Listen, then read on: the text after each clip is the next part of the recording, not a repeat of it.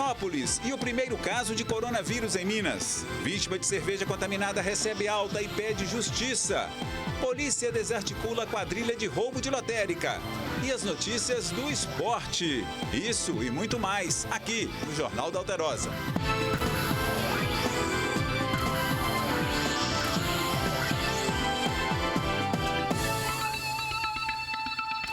Minas Gerais tem o primeiro caso de coronavírus confirmado. A paciente é uma mulher de Divinópolis, no Centro-Oeste. Ela esteve na Itália e retornou ao Brasil no último dia 2. Minas tem 161 casos investigados da doença, 1 confirmado e 28 descartados. A paciente é uma mulher de 47 anos que está em isolamento domiciliar, conforme recomendado para o controle da doença. Ela fez todo o movimento na rede privada em Belo Horizonte e após a confirmação pelos laboratórios do estado, ela veio para o seu domicílio, que é em Divinópolis, e permanece em isolamento domiciliar junto com os familiares que tiveram contato. O marido e os 2 filhos da paciente confirmada com Covid-19 que viajaram com ela para a Itália não apresentam os sintomas e ainda não são considerados suspeitos de ter a doença. A Vigilância em Saúde de Divinópolis afirmou que a população não precisa entrar em pânico. Agora é momento de ter os cuidados higiênicos necessários e prestar atenção nos sintomas gripais. Então, as pessoas que apresentarem sintomas da síndrome gripal, elas devem procurar o serviço de saúde, ficar atenta aos agravamentos, principalmente dificuldade respiratória. Além da primeira confirmação de coronavírus na cidade de Divinópolis, existem mais 5 suspeitas. 3 pessoas não apresentam mais os sintomas, já foram tiradas do isolamento e agora aguardam o resultado dos exames. Uma outra pessoa estava no mesmo voo que a paciente confirmada e já está em isolamento. Uma última paciente procurou a Secretaria de Saúde e informou que apresentava os mesmos sintomas. Ela agora também foi colocada em isolamento. A nossa rede básica está treinada para a identificação desses casos e nós também temos no laboratório, foi fornecido pelo Ministério da Saúde os kits para a identificação do coronavírus, então a gente está preparado. Com a confirmação desse primeiro caso de coronavírus em Minas Gerais, laboratórios vão realizar um treinamento especial para novas equipes de coleta domiciliar, exclusivas para o teste do Covid-19. O exame dura menos de 10 minutos.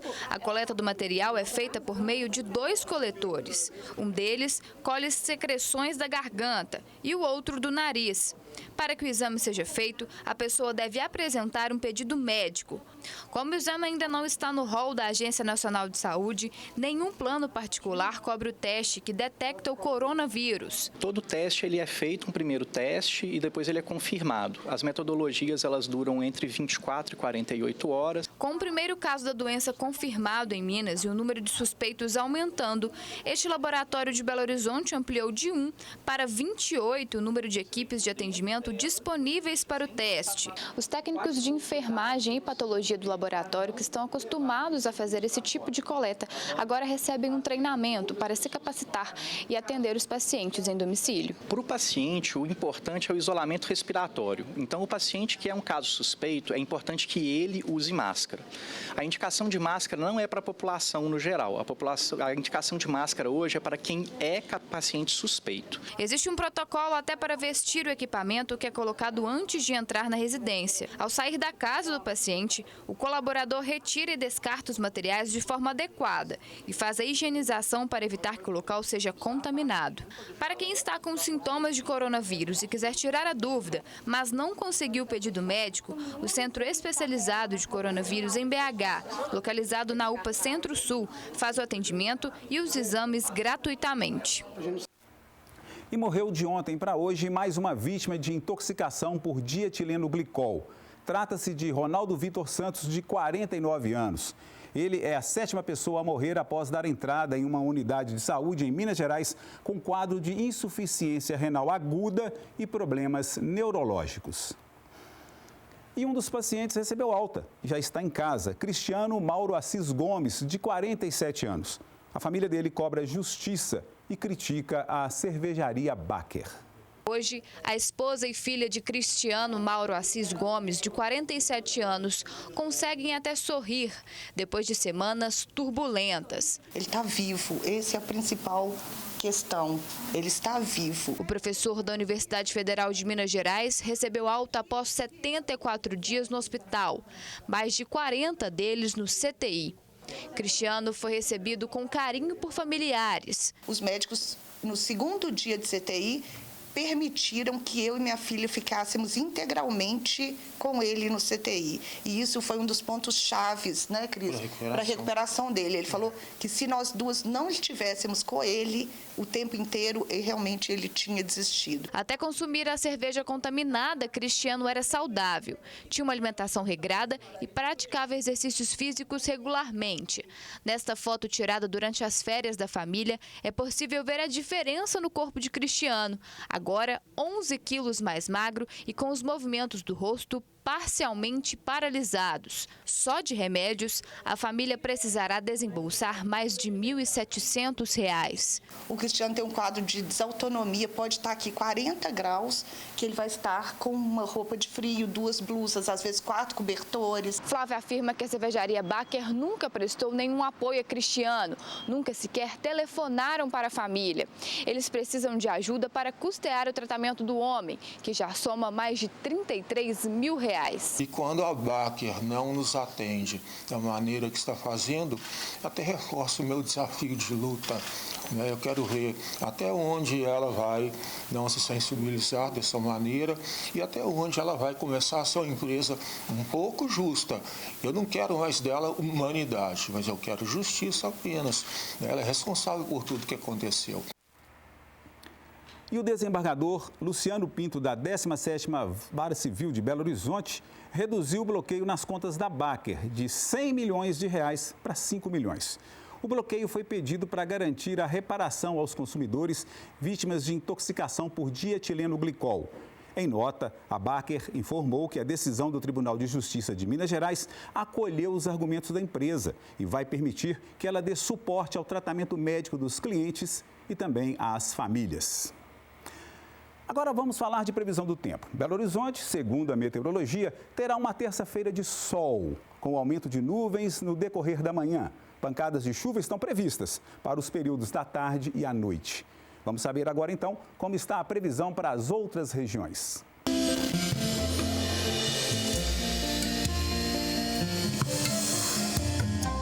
Pancadas de chuva e trovoadas no norte e Jequitinhonha. Na zona da Mata e região metropolitana, possibilidade de chuvas isoladas. E nas demais regiões, o céu fica parcialmente nublado. Em Belo Horizonte, a temperatura mínima chega a 16 graus e a máxima a 30. Em Monte Azul, 17 a mínima, 33 a máxima. Em Matipó, os termômetros variam de 16 a 34 graus. Em Alfenas, mínima de 11, máxima de 30. E em Araxá, mínima de 16, máxima de 36 graus. E um caminhão que transportava legumes tombou na BR-381, próximo a Bom Jesus do Amparo, na região central. O veículo caiu em cima de 2 carros e 3 pessoas ficaram feridas. Uma delas ficou presa entre as ferragens. 2 foram levadas para o Hospital Santa Margarida, em João Monlevade.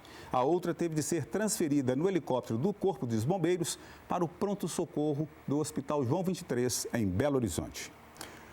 Um dia depois da comemoração do Dia Internacional da Mulher, o governo lança um programa que vai ajudar no combate ao ciclo da violência contra a mulher no Estado. É o programa MG Mulher, coordenado pela Secretaria de Estado de Justiça e Segurança Pública. Ela terá acesso a uma lista de endereços e telefones de delegacias e instituições de apoio. A mulher poderá fazer no seu aplicativo uma rede colaborativa, ou seja, familiares, amigos, pessoas que podem, no momento emergencial, auxiliá-las caso estejam vulneráveis a algum tipo de violência. O monitoramento exclusivo de condenados na Lei Maria da Penha. Acabamos de ver uma demonstração desse monitoramento. Então, na tela, nós temos essa área em amarelo, que é uma área de advertência. O agressor ainda não está em descumprimento, mas é uma maneira de alertá-lo. De imediato, já aciona a PM para que seja efetiva, né, esse trabalho. A novidade é que nós trouxemos para esse ambiente do Centro Integrado de Comando e Controle do Estado para dar agilidade à resposta. E o terceiro eixo, o Núcleo Integrado de Monitoramento à Violência contra a Mulher, que foi ativado para tratar das questões atinentes ao combate à violência. A tecnologia permite que as mulheres possam tentar amenizar esse sofrimento, essa agressão. Então, é principalmente esclarecimento. Você tem direitos, você não tem de ter medo, você é uma pessoa que merece respeito. Polícia desarticula quadrilha especializada em furtos e roubos de casas lotéricas. Os suspeitos são do Centro-Oeste, agiam em todo o estado e foram presos na região do Barreiro, em Belo Horizonte. De acordo com a Polícia Civil, pelo menos 8 pessoas fazem parte da quadrilha, que começou a ser investigada em novembro do ano passado, depois de roubar R$50 mil de uma casa lotérica no bairro Padre Eustáquio, na capital. Os 3 homens e uma mulher foram presos na semana passada, no momento em que iriam invadir uma lotérica na região do Barreiro, em Belo Horizonte. Um dia antes da prisão, a Polícia Civil apreendeu um vasto material em uma casa em Itaúna, no Centro-Oeste do estado. Eles chegavam nesse local, eles alugavam esse imóvel ao lado, ou então, se fosse um local vazio, eles invadiam e ficavam lá até de noite. A partir das 10, 11 horas da noite, eles começavam a quebrar efetivamente a parede para ter acesso a essa lotérica. E no momento que parte da quadrilha estava quebrando essa parede, outra parte da quadrilha ficava do lado de fora. E para não levantar suspeita, eles utilizavam esse material, essas roupas de segurança, para que, se por acaso passassem transeuntes, moradores, policiais que estivessem circulando naquela localidade, eles pensassem que tratavam-se não de bandidos que estariam ali praticando crime, mas que sim de seguranças patrimoniais privados que estariam fazendo uma possível ronda naquela localidade. Um cofre foi apreendido na casa de um dos presos em Nova Serrana. E ele afirmou que esse cofre estaria lá para o seu treinamento. Ele alegou que teria adquirido esse cofre para treinar como abri-lo, né? Se por acaso enfrentasse uma situação dessa durante a sua ação criminosa, ele teria a expertise suficiente para conseguir abri-lo. Mas a gente acredita que se trata de uma mentira. A Polícia Civil acredita que trata-se realmente de um cofre que teria saído de um outro evento anterior. O grupo é suspeito de invadir e roubar pelo menos 20 casas lotéricas. Em cada crime, o bando conseguiu roubar cerca de R$50 mil. Eles vão responder por integrar organização criminosa e furto qualificado, além de outros crimes que, eventualmente, se forem descobertos, como lavagem de dinheiro, compra e venda de imóveis, em decorrência dos produtos que foram subtraídos. Você vai ver ainda nessa edição as notícias do esporte. Sampaoli já comanda treino no Atlético. Vamos falar também do recadastramento biométrico para votar. Instantes.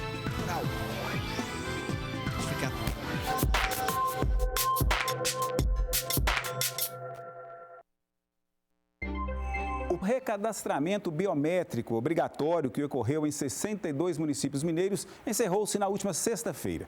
O eleitor que não compareceu teve o título cancelado e não vai poder votar nas eleições oficiais, enquanto não regularizar a situação junto à Justiça Eleitoral.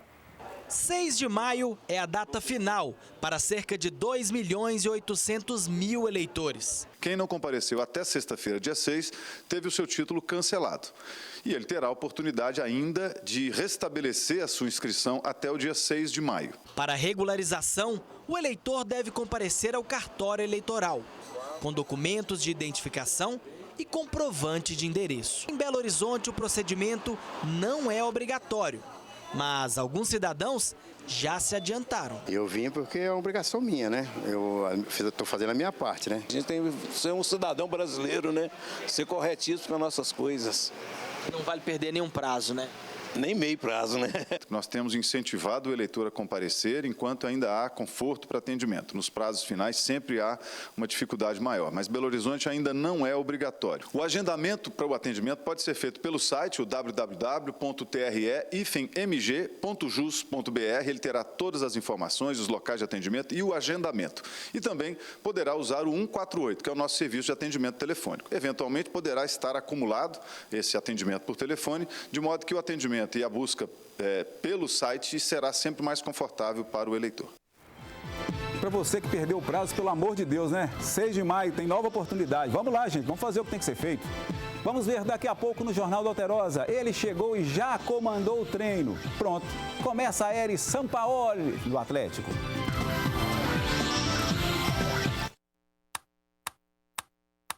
Alterosa informa, começa a era Sampaoli no Atlético. Lauro Lopes. Olá, Péricles, amigos do Jornal da Alterosa. O treinador, sim, já chegou e mostrando o jeitão dele, viu? Poucos sorrisos e bem objetivo nas respostas. Pelo menos foi assim na primeira entrevista coletiva. Inclusive, na hora de apontar o que para ele seria a principal característica de um time ideal em campo. Vamos ouvi-lo aí. Para mim, o ataque é a ilusão que me genera este time que por ahí está un poco apagado, está un poco temeroso. Equipo jugadores que tengan temor a hacerlo no van a poder estar acá. Jorge Sampaoli e o Atlético assinaram um contrato que vai até o fim de 2021. E a gente pode se acostumar, porque nesse tempo, nada de imagens dos treinamentos. Só cerca de 10 ou 15 minutos liberados do aquecimento. Durante a entrevista, na apresentação, Sampaoli também deixou claro que quer fazer o Atlético um protagonista do futebol brasileiro. Ele também falou sobre a possibilidade de reforços, mas por enquanto preferiu não apontar nome ou posições. Lembrando que o primeiro desafio dele à frente do time é neste sábado contra o time do Vila Nova, lá em Nova Lima. Atlético, então, nesse outro desafio do Campeonato Mineiro, agora já sendo comandado por Jorge Sampaoli. Ok, Péricles? Um grande abraço, meu amigo. Volto com você. E o que o Sampaoli viu no Clássico, hein? A dupla Vitor Moreira e Lauro Lopes. Conta pra gente. Um cenário que não se via há muito tempo. Depois de 10 anos, o Atlético voltou a mandar um clássico no Mineirão. Para o Cruzeiro, acostumado com a maioria da torcida, o dia foi de inverter os papéis. Nas arquibancadas e em campo, com um time recheado de garotos. A maioria deles encarando o clássico pela primeira vez. Mas nada disso vinha fazendo muita diferença para o Atlético. Pelo menos no resultado. A diferença mesmo só aconteceu nos acréscimos. De fora da área, nesse chutaço, Otero garantiu a vitória alvinegra. O jogador foi expulso na comemoração, mas pela reação dele na saída de gramado, não parece ter se preocupado muito com o cartão. O clássico é um jogo muito difícil, mexe com a emoção dos jogadores e a gente tentou buscar o placar até o final do jogo e graças a Deus, com muito empenho, a gente foi premiado para isso. Antes dos acréscimos, estava tudo na mesma. Igor Rabelo, de calcanhar, tinha feito o primeiro gol do jogo. E o jovem Thiago, de cabeça, deixado tudo igual. Um placar, pensando na classificação, que não seria tão ruim para o Cruzeiro. Mas no fim das contas, foi. O resultado deixou o Atlético com 15 pontos. O time está de volta ao G4, ou seja, dentro do grupo que se classifica para as semifinais do Mineiro. E o Cruzeiro, Vitor? Pois é, Lau. O Cruzeiro continua com os mesmos 14 pontos e fora desse grupo aí que você falou, viu? Mas com uma pressãozinha a mais, porque agora restam somente 3 rodadas para a fase de mata-matas. Sem a certeza de um novo encontro na temporada, Atlético e Cruzeiro, então, seguem a luta pela esperada classificação. A chance que resta ao Mineirão de rever os rivais frente a frente ainda este ano. Agora vamos falar do América, líder, invicto, absoluto. Entrou em campo contra o Boa Esporte no Independência, ó. América e Boa também é clássico. E o resultado 0-0 em um tempo e 1-1 no outro tempo, clássico também. Com 11 jogadores, o Coelho não marcou. Foi balançar a rede logo depois que Zé Ricardo foi expulso. Expulsão aos 7 minutos do segundo tempo, gol de Felipe Augusto aos 13. Já o Boa empatou quando estava com 11. Gol de Jefferson aos 23 minutos. O time de Varginha ficou com 1 a menos lá pelo final do jogo. Como já tinha feito 3 substituições, Denis se machucou, não pôde entrar mais ninguém. E na base do 10 contra 10 em campo, ninguém marcou mais. 1-1. E os jogos pelo interior no Campeonato Mineiro, na 8ª rodada, ficaram assim. Tupinambás 0, Patrocinense 4, Uberlândia 2, URT 0, Caldense 2-0 em cima do Coimbra e Vila Nova 1, Tombense 2. Vamos ver a classificação então. A América, líder absoluto ali, tranquilo, poderia ter disparado um pouco mais, mas freado aí com empate com Boa. Tombense, Caldense e Atlético venceram, então jogaram o Cruzeiro aí para a 5ª posição. O Cruzeiro corre sério risco aí, que só faltam 3 rodadas para o time do Cruzeiro tentar aí chegar ao G4 e classificar para a próxima fase. Lá embaixo, o Coimbra, na situação complicada, e o Tupinambás lá de Juiz de Fora. Vila Nova e Boa Esporte estão ali namorando a zona do rebaixamento, né? Muita coisa pode mudar ainda nessas 3 rodadas que faltam no Campeonato Mineiro. Agora, o Cruzeiro e o América vão jogar, lembrando isso aí, Copa do Brasil na quarta-feira. A Raposa aqui em Belo Horizonte, no Mineirão, às 9h30 da noite, portões abertos, hein? Contra o CRB de Alagoas. Já o Coelho vai jogar lá em Araraquara, no interior de São Paulo, um pouco antes do jogo do Cruzeiro. Cruzeiro 9h30, o América joga aí às 7h15, como eu disse, contra a Ferroviária. Boa sorte para o Cruzeiro, boa sorte para a América e você acompanha tudo no Alterosa Esporte, tá ok? O JA termina aqui, você fica a seguir com o SBT Brasil. Para você, uma boa noite e até amanhã.